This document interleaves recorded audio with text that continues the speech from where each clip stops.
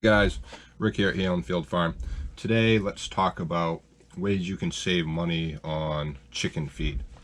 And I got about 10 different ways you can do this, and they're all good ways. It can help reduce your feed costs, whether you buy grain or bulk. Um, you'll still need to buy some grain most likely, but this as a whole, there's a lot of good ideas in here. So first one, obviously, if you have chickens, you should be doing this anyways. Give them your garden scraps, table scraps. You can give them their bad eggs back. Just make sure that you cook it first. Fry it up, scramble it up, whatever, and then dump it back in there. Don't give it to them raw. That's just going to build bad habits for them to start breaking their own eggs. So you don't want that. Free range. Lots of people do free range, and same idea, kind of in the tractor. In a chicken tractor, you can move it around the yard. That way, you don't have to worry about them getting into the road or have predators come after them or anything like that. But free range, they will find and forage a lot between the greens and bugs and worms and stuff like that. So that's a very good source in a way to cut your food bill down, because they'll be getting a lot right out of the land.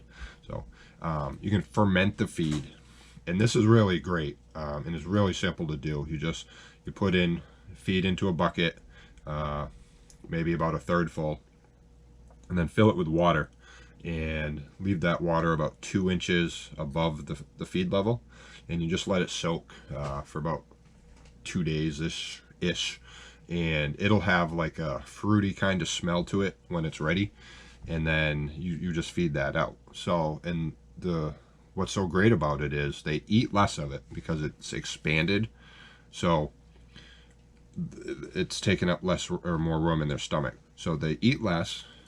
It's easier to digest. They're getting more nutrients out of it, and they're wasting less of it.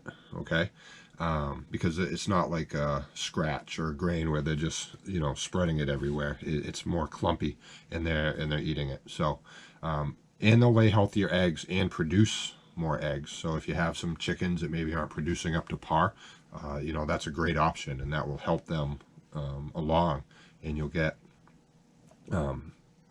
more eggs, and the shells will be harder and firmer, and it's a great option. It really is. So you can grow your own fodder beds, wheat, barley, oats, sprouts, and grow your own food and harvest them and just feed them.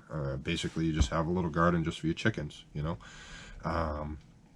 can do no spill feeders, and there's a lot of options out there. You can look on Pinterest. I'm sure you can find a bunch.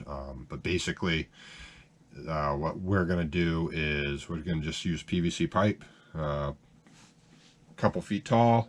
You'll fill the pipe, and you'll have like an elbow, so it comes up, and it basically just 2 inches, and then they're pecking in that 2-inch hole. It's not like a trough where they're spreading everything and wasting all that grain or corn or scratch, stuff like that. So compost bins, another great source of food, and they'll help spread it for you, and eat the bugs and any worms in it and any greens, and it's really easy to make a compost bed. Just some dry leaves and some green grass. You can throw in some vegetable scraps or garden scraps, stuff like that, and just till it, keep it damp, and it'll start composting, and get your chickens right in there, and they'll spread it out even more, and they'll eat any bugs in there and this and that. So that's another great option, depending how much you have, but as far as compost. But if you can make a lot, it's well worth it. So, and it helps out that compost pile, and then you got some good compost to use in your garden at the same time. You can grow, like I talked before about maybe your own little chicken garden. You can grow in greens, sunflowers, field peas. Those are all great sources of nutrients for your chickens, and you can just throw those sunflower seeds in there. Obviously these are seasonal plants. You can't really grow these in the winter, So I mean, plan accordingly. But there's a lot of options here, so maybe you can switch things up. So keep your flock culled, and this isn't really a feed thing as much as it is taking care of your flock. If they're not producing, then you need to make that call and cull that flock, get them out of there, because they're just eating grain. You're not getting anything back out of them. So like I said, just make that call and do what's best for your flock and do what's best for the flock's productivity. So Maggot Dispenser, and I know everybody cringes at the thought of maggots. I'm not a fan myself, but this is really a great thing. You just basically take a 5-gallon bucket and you'll hang it in their area, and you're going to drill about 24 to 36 3/8 inch holes throughout the bucket all over. And then you're going to put a source of meat in there. It can be a roadkill carcass, scraps from your butcher. Maybe you got a piece of steak or something that's about to go bad in the fridge, and the flies will find it. It'll obviously have an aroma, and the flies will fly right to it, and they'll consume most of that carcass and lay their eggs in it, and then the maggots will hatch and they'll start to crawl out the holes because they want to find ground. And when they do, there's a great source of protein and food for your chickens, because they'll eat that right up. So you just hang it a couple feet off the ground, and they'll go right to it. Take a few days and you'll have maggots like crazy. You don't want to leave the meat in there too long though, because it can spoil.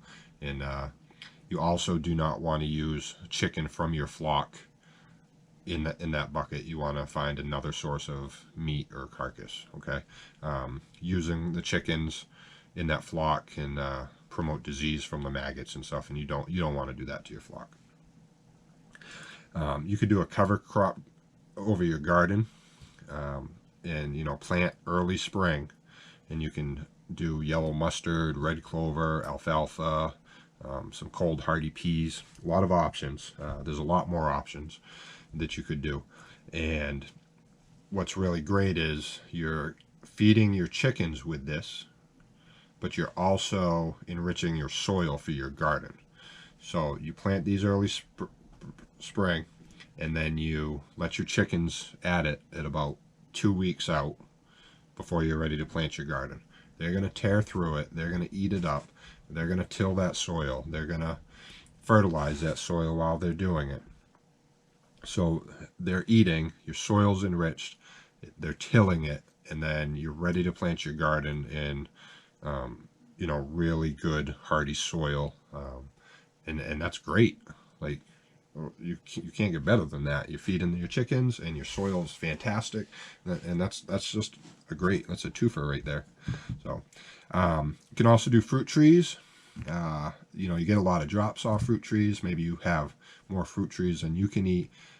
I do recommend you just cut that fruit in half and throw it out. It's easier for them to get into it, especially if it has like a tough skin or something. Do not give them any moldy fruit. Don't give them any moldy food. That's just a bad practice altogether. Your flock will get sick. It's just no good. But they do love fruit, and they'll go right into it, and that's a really good source of vitamins and stuff. So and then the last one is vermicomposting in a worm bed. Okay, they love worms. Really easy to build a worm bed. You can pretty much put garden scraps in there, newspaper in there, even manure, stuff like that, and the worms will digest all that, and they'll breed more worms. And it's depending on the size of the bed you do and how big your flock is. That is a great source of a good protein for your flock. So and that's very simple to do. You can find that up on Pinterest and stuff too. So thank you guys for watching. I hope these tips are helpful, and hope you guys can save some money on your feed. And please, if you would just give us a subscribe, we would really appreciate that. And we'll talk soon. Have a good day.